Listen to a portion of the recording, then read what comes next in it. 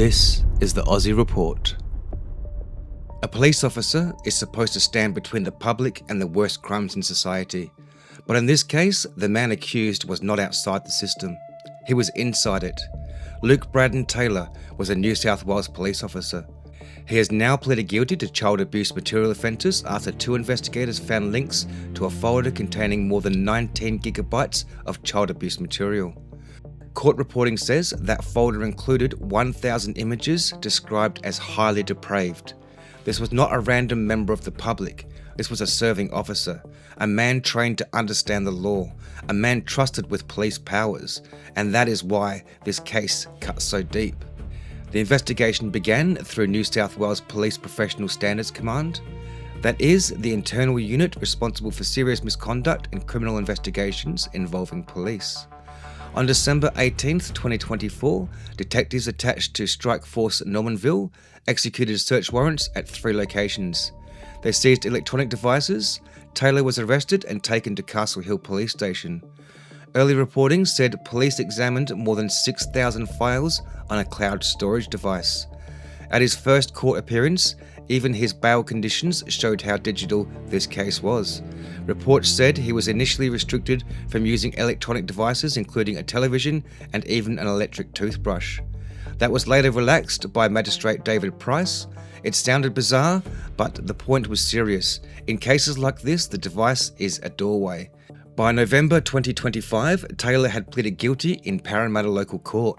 The charges included using a carriage system to access child abuse material and possessing child abuse material.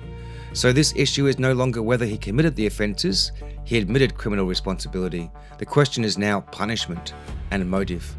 At sentencing, the court heard Taylor claimed his conduct began after exposure to child abuse material through police work. He said he had handled these matters as part of his job. He said curiosity took over. That word matters. Curiosity. It sounds small, almost harmless, but the prosecution did not accept it as enough.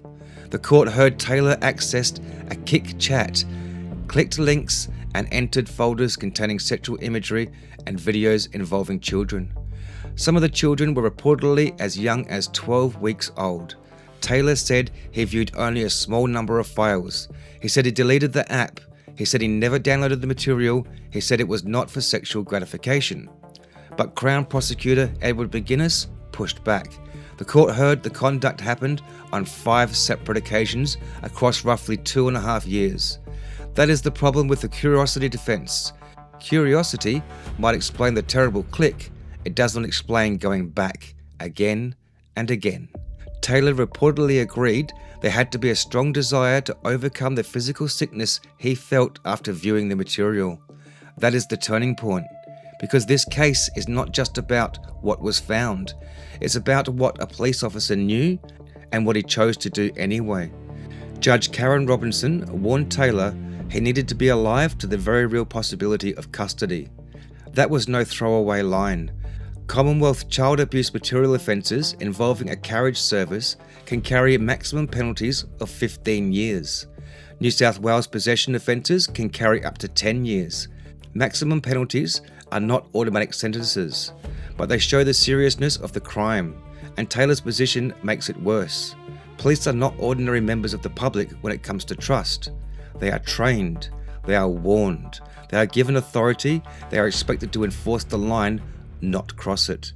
This is the wider damage. New South Wales Police say officers must comply with the law on duty and off duty. They must act with integrity. They must not misuse their position. They must protect public confidence. That confidence is exactly what this case damages. It also lands during a flood of online child exploitation reports. The Australian Centre to Counter Child Exploitation says it received more than 82,000 reports in the 2024 to 2025 financial year. That is an average of 126 reports every day. New South Wales Police also reported hundreds of child abuse squad arrests in the same period. So this is not fringe crime. It is a digital epidemic, and police are meant to be the people holding the line. There is a hard truth here. Police who work around child abuse material can be damaged by what they see. Vicarious trauma is real. Support systems matter, But trauma is not an excuse for seeking out material through a chat app. There is a clear line between exposure during lawful police work and returning to illegal material outside the chain of duty. That is the line Taylor crossed. The institution did eventually move. Professional standards investigated. Search warrants were executed. Charges followed. Taylor pleaded guilty. That matters. But the public is still entitled to ask harder questions. How long did this go undetected? What warning signs were missed? What support was in place?